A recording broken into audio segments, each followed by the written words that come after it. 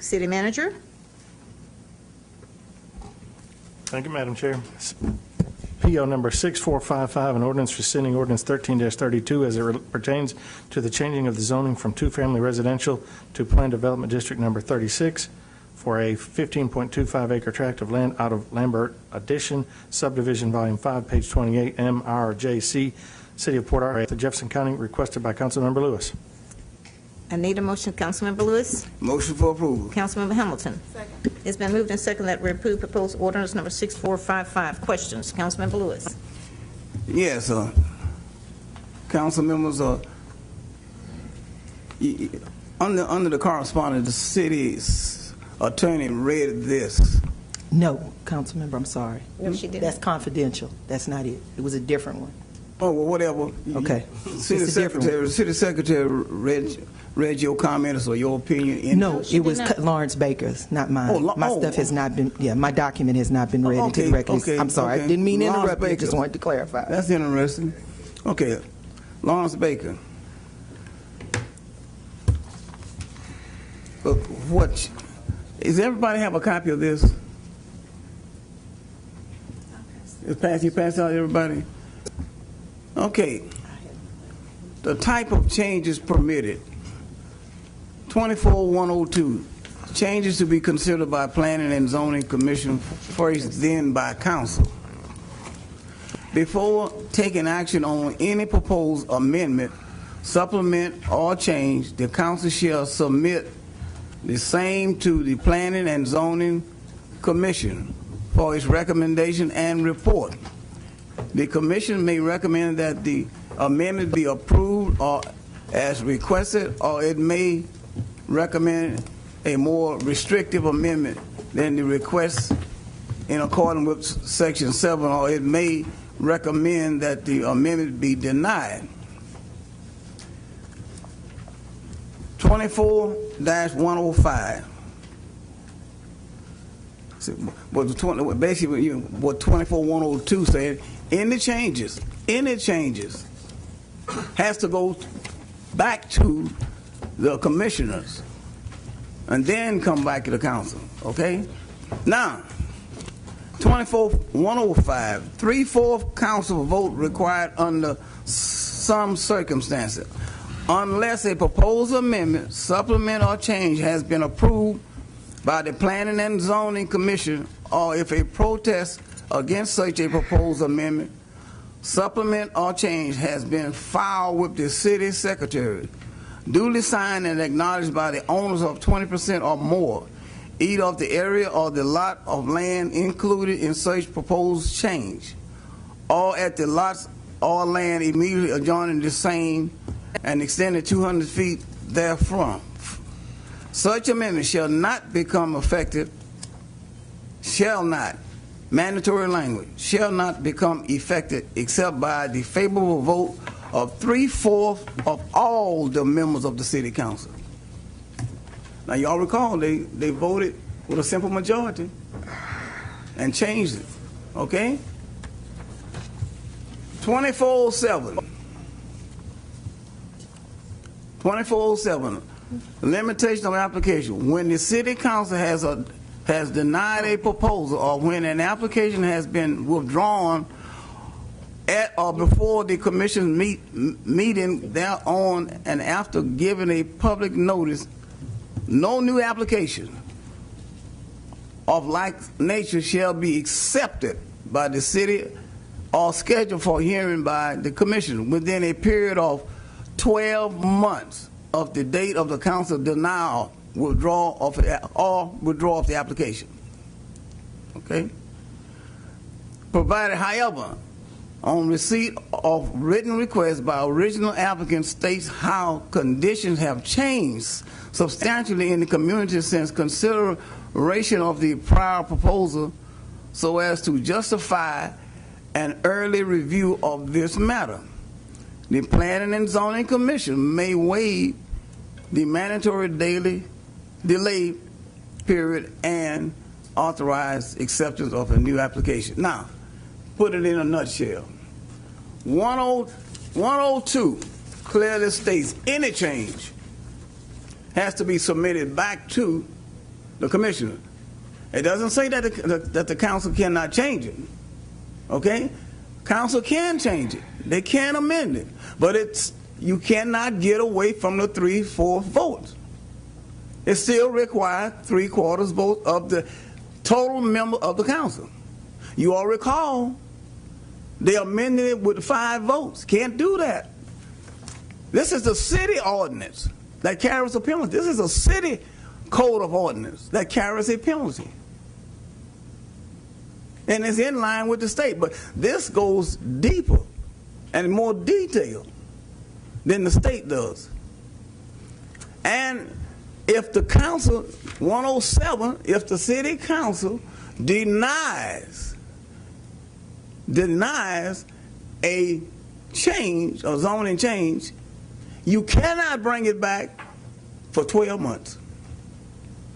Now, city manager, that's why I wanted to know, based on the presentation, why was that permit reissued? They clearly in violation of our city code of ordinance, a clear violation. So why was this permit reissued? Now, I'm a city attorney, I mean not the city attorney, city manager, you just got here.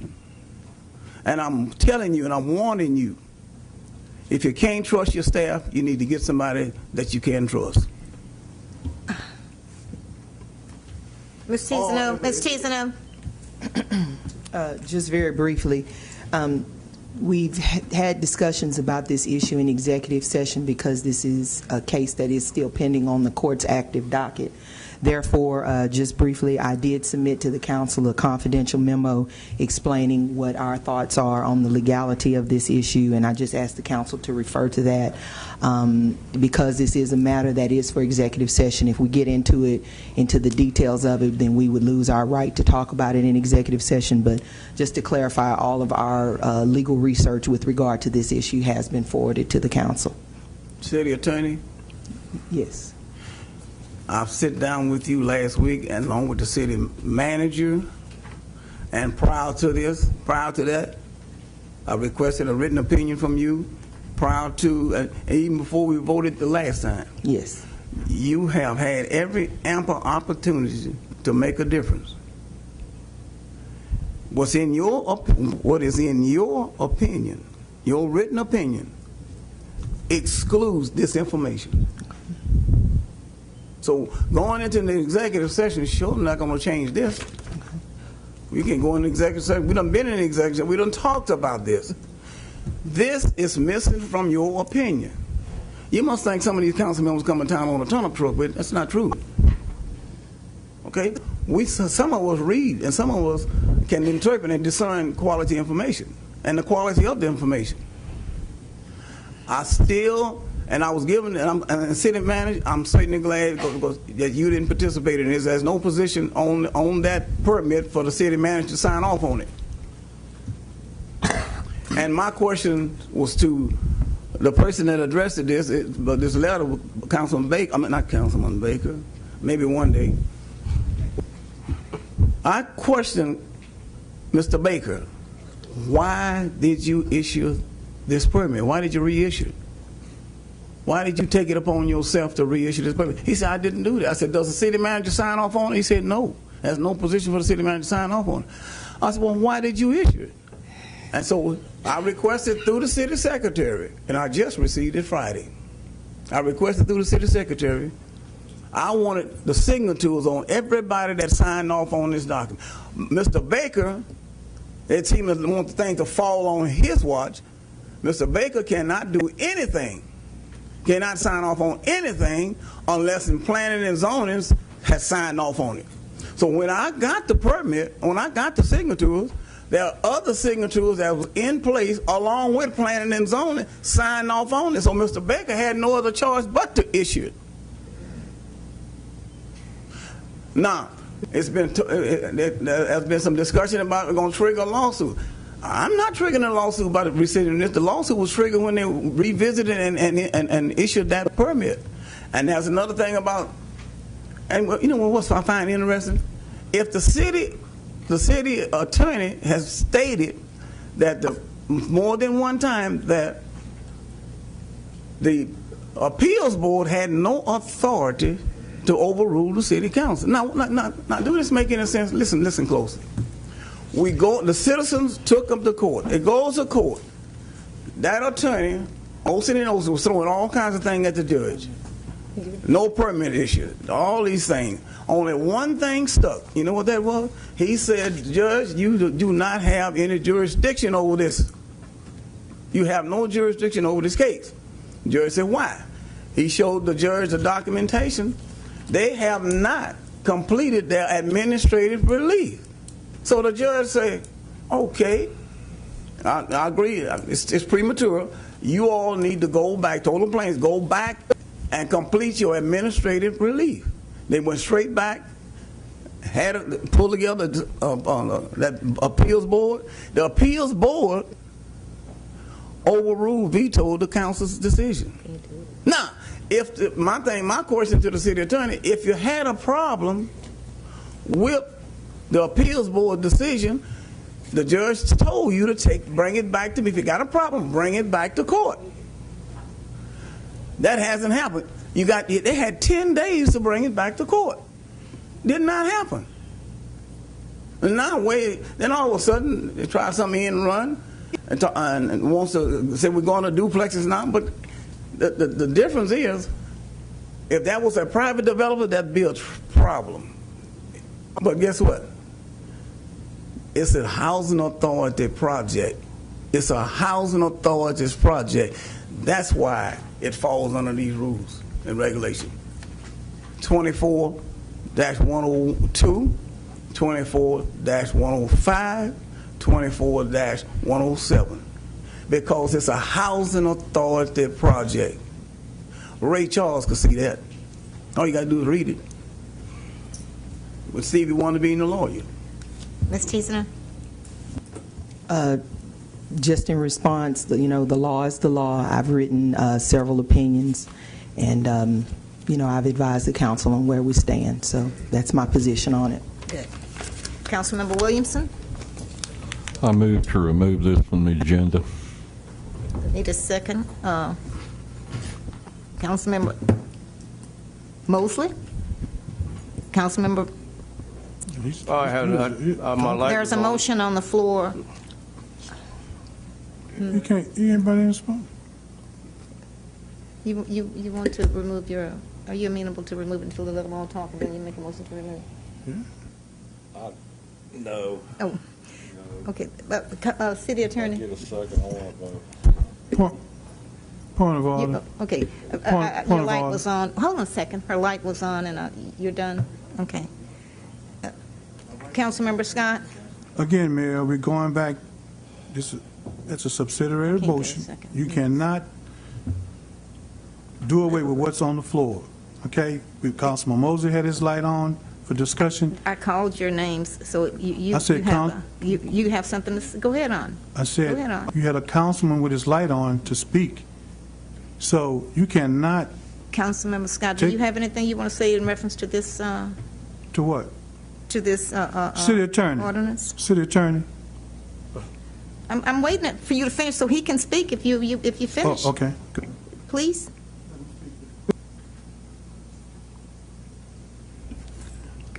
And I'd like to speak Councilmember Mosley.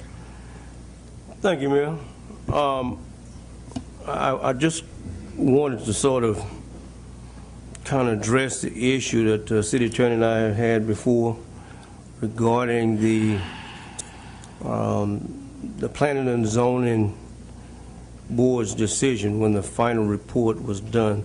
My understanding, that was it. That closed the case.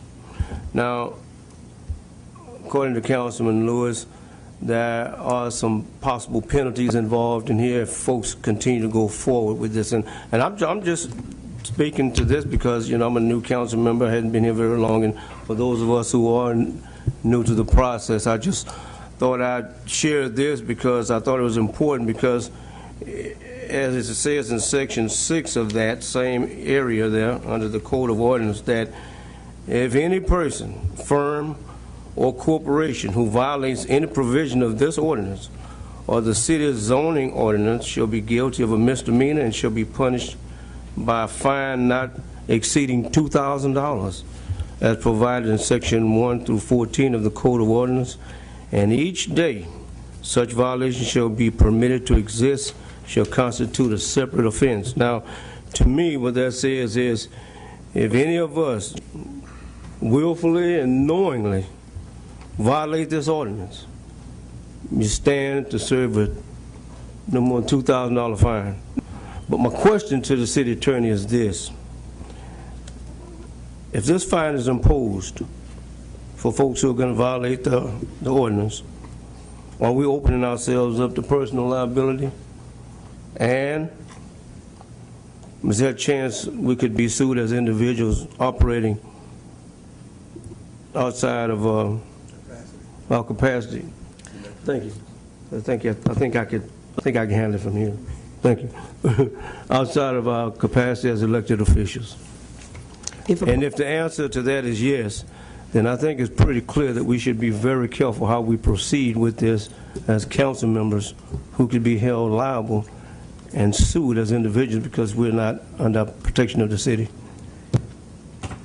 If someone violates the ordinance, they're subject to the fine. Thank you. Okay?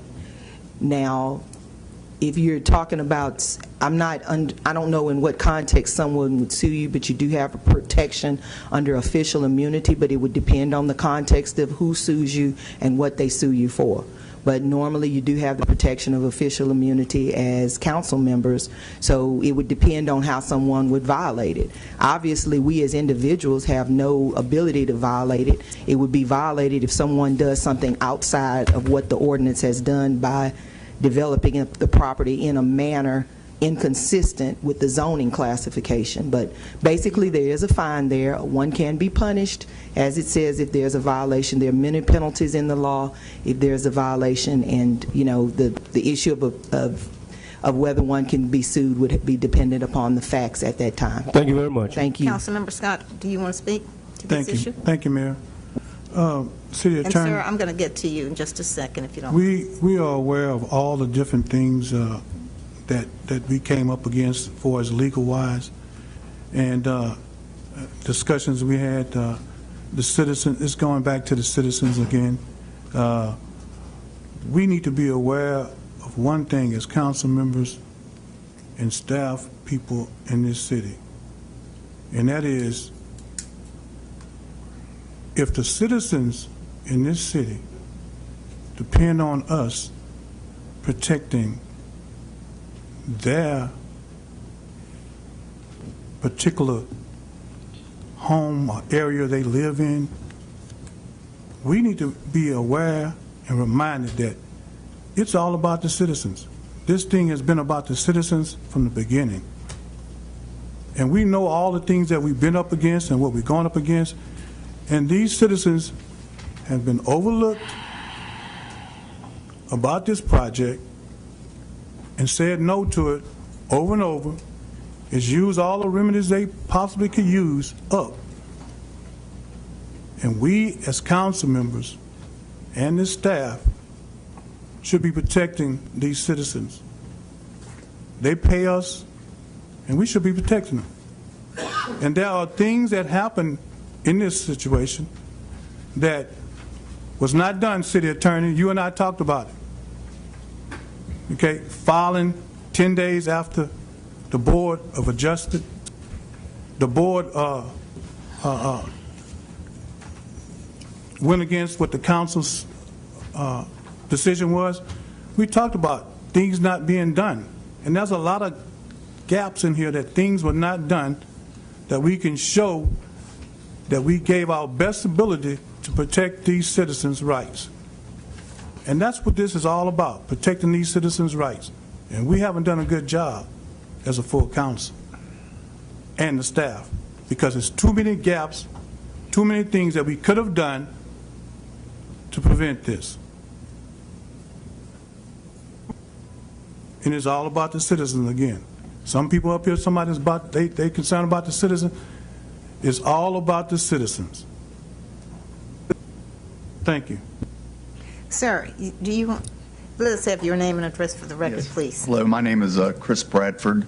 I'm an attorney with Coates Rose in Austin, 901 South Mopac Expressway, Building 1, Suite 500, Austin 78749. I represent iTex Developers. They're the co-developer of the housing project on this particular site. They're the co-developer with the Port Arthur Housing Authority, whose chairman of the board and executive director are here tonight to, I believe, voice their opposition, which is what I'm here. I've come from Austin to do that, and we appreciate your time. But I'd like to specifically identify our objections to it. We think there are at least 3 ways it doesn't comply with state law. First, there hasn't been a hearing before the Planning and Zoning Commission. State law does not require that council, of course, be bound by it, but state law does require that there be a hearing before Planning and Zoning Commission before a zoning change is enacted. Second, state law requires that the property owner receive written mailed notice before the Planning and Zoning Commission hearing in order to give them an opportunity to prepare for it. That notice has not been given, we know, because there has not been a Planning and Zoning Commission. Finally, state law requires that notice be published in a newspaper before a council ordinance is enacted amending zoning. That has not been done either. So those are our 3 objections. We also submit that any change here would require a supermajority vote. The Port Arthur Housing Authority, along with the owner of the improvements and the developer, co-developer today, filed with the city secretary a written protest of any zoning change in the site. So those are objections. I understand there is some frustration. I'm not prepared here tonight to address some of the concerns I've had about the 2013 ordinance. I did not realize that would be the subject of this. I will say I practice zoning and land use law in Austin, Texas, which is that's probably the most contentious topic there is, contentious place there is to practice land use. I mean, this is not my place, but you know, I think there's a real risk of a council relitigating the validity of its own ordinances because it invites constant relitigation, invites people to come in and challenge the city's own ordinances. There are places to do that, and I'd urge you not to do that here. Thank you. Councilmember, come on, Mr. Doucette. Harold Doucette, 5180 Cambridge Avenue, Port Arthur, Texas. Thank you, Mayor. I also done a lot of research on this in reference to the procedures involved in the Texas Local Government Code 211, which I came before council before, explicitly detailed the procedures the previous gentleman said. And also in line with that, we have ordinance.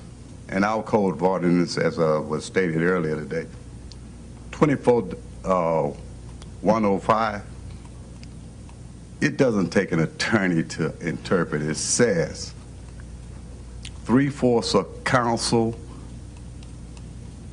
is required under certain circumstances. And those circumstances, one of the circumstances that's listed in there is unless an amendment, a change, or supplement is approved by the Planning and Zoning Commission, it requires 3/4 of council's vote. And as reference to the previous speaker in speaking about litigation about our zoning, that's for anyone who feels it's wrong. They need to take the necessary step. This council is supposed to enforce our code and ordinance. And our ordinance and code states 75% of the vote. 7 vote, majority of council. You can't change it unless you go back and amend the ordinance. Until you do so, that is what's written. And if someone wants to challenge it, then that's the price we pay. But until you change it, you are bound to enforce it. And when you start saying, I don't think, you're not paid to think. You're paid to enforce ordinance law. You take an oath. And I'm like Councilman Scott, it's about the people. That's the reason I stayed involved with this. The people don't want it in the neighborhood. The law protects that. That's why the law says they have to get 20%. They went out and done what they had to do. They went before the ZBA. The ZBA sided with them. It's time to quit playing games and start following the black and white. It's very simple. It's not complicated. It doesn't take a person with a law degree to read these ordinances. So, contrary to popular belief, if you just do what the ordinance says, then the citizens' rights are protected. And if you protect their rights and someone decides to challenge the city, then you have the code to stand behind your decision. Your decision is not your own. It's governed by what we have in code and ordinance. Quit thinking, follow the codes and the ordinance, and our people will be protected. That's all I have to say. Thank you. Councilmember Lewis? Yeah, I'll be brief, and I'm not going to say any more. In my session with the manager and the attorney last Thursday, and I had the attorney to do the tracking, to block it all, the policy, and she wrote plan development. I said, where did you get that from? Where did you get the plan development from? Then she said 1332. I said, well, 1332 was vetoed by the appeals board. And you're still referencing 1332. You can't do that. That was vetoed. If you had a problem with 1332, your position was to go back to the court. You had 10 days to go back to the court. They didn't do that. So here, when this late in the game, they want to talk about 1332. That has been vetoed. Yeah, and trust me now, I am telling you, once as an elected official, you got unlimited resources as long as you voting inside your capacity and obeying the city order. You have coverage. Last time I looked, it was up to 500 million. But I'm telling you, if you get outside that capacity as an elected official, Texas Municipal League will pull the insurance away from you. I know for a fact. Had a big dispute on a previous city manager, and they came in, pulled the insurance from the city of Port Arthur. They ended up having to, what that meant, if he had taken them to court, they would have had to pay it out of their pockets. But what they ended up doing, they ended up paying this man off out of the general fund. The insurance company didn't cover it. They took it from him. You get outside your capacity as an elected official, it's going to happen to you again. And it's supposed to have had 102. Don't take my word for 24-102. Read it for yourself. 24-105. Read it for yourself. 24-107. Read it for yourself. Don't take my word. And there's nothing ambiguous about it. It is in plain fifth grade language. And state law, the law is always supposed to be clear. When you state the law, everybody fifth grade above is supposed to be able to pick it up and read it. It is clear. The law is clear. It's nothing ambiguous about it. Now, you get into contract language and stuff like that, you need an attorney because they can put things in there, the language is ambiguous. This law is clear. It's clear.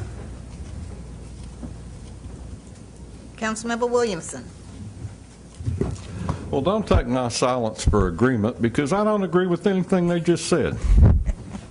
I think this was handled at length adequately. There aren't any happy endings when you have a win-lose situation, and this was one. Somebody had to win, somebody had to lose. I really hate when that happens, but this was one, and the council has made that decision. I am moving, not now, but in a minute, to remove this from the agenda because it is here illegally. It's here in violation of the very ordinances that Councilmember Lewis has quoted. There is a process. Point of order. That he has to Point go of through. order. Point of order. What's your point, Councilmember? What's illegal about me placing this Wait a item on minute, the agenda? Well, I'm about to answer that explain question He's for about you, to sir. explain that, sir. There's a process for changing a zoning ordinance, and that's what we're doing here. That process starts with the Planning and Zoning Commission.